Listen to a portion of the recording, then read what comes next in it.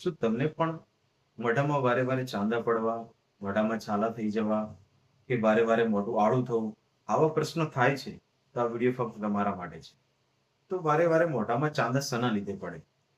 તો પહેલું તો સૌથી મોટું એનું કારણ છે કે તમારા પાચન તંત્રના અવયવ જે છે તેમાં વધારે પડતું ગરમીનું પ્રમાણ રહે. તો તેના લીધે તમને વારે વારે મોઢામાં છાલા પડવા જેવા ગરમીના રોગ થાય છે. તો આ વસ્તુ શેનાથી થાય? તમારે આંતરડામાં ગરમી કેવી રીતે વધે?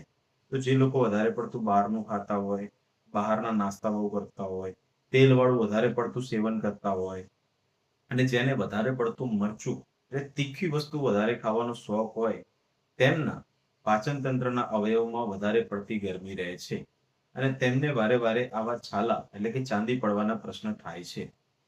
તો આ હતું કે શેના લીધે થાય. હવે આ વસ્તુ માટે તમે શું કરશો કે જેનાથી તમને આમાં રાહત મળે? તો સૌથી પહેલી વસ્તુ છે જે આપણે ઘરગથ્થુ ઉપાય જોશું.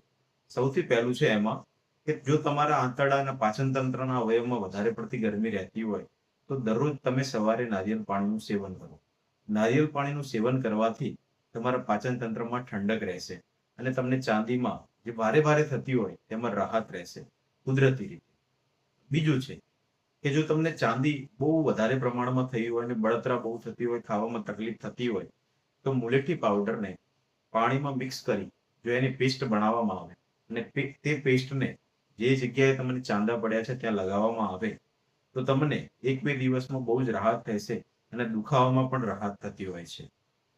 ત્રીજી વસ્તુ છે કે જો તમે ઘી અથવા મધ, શુદ્ધ ઘી અને શુદ્ધ મધને જો તમે જે ચાંદા થયા છે એ જગ્યાએ લગાવો છો તો પણ તમારા ચાંદામાં તમને ઠંડક મળશે. ચોથી વસ્તુ છે કે એલાયચી અને મિશ્રી આ બંનેના પાવડરને મિક્સ કરીને તેનો પાવડર લગાવવામાં આવે તો પણ તમને ચાંદીમાં ઠંડકનો અનુભવ થાય છે. અને પાંચમી વસ્તુ છે કે જો તમને વારે વારે ચાંદા થતા હોય તો તમારામાં કદાચ B12 ની ઉણપ હોય તો પણ તમને આ વસ્તુ વારે વારે થઈ શકે છે. તો B12 જે વસ્તુમાંથી વધારે પડતું મળતું હોય તે વસ્તુનું જો સેવન કરવામાં આવે તો પણ તમને ચાંદામાં સારી રાહત મળશે. B12 કઈ વસ્તુમાંથી મળી શકે? કે મોરિંગા પાવડર છે, લીલી શાકભાજી વધારે પ્રમાણમાં ખાવામાં આવે.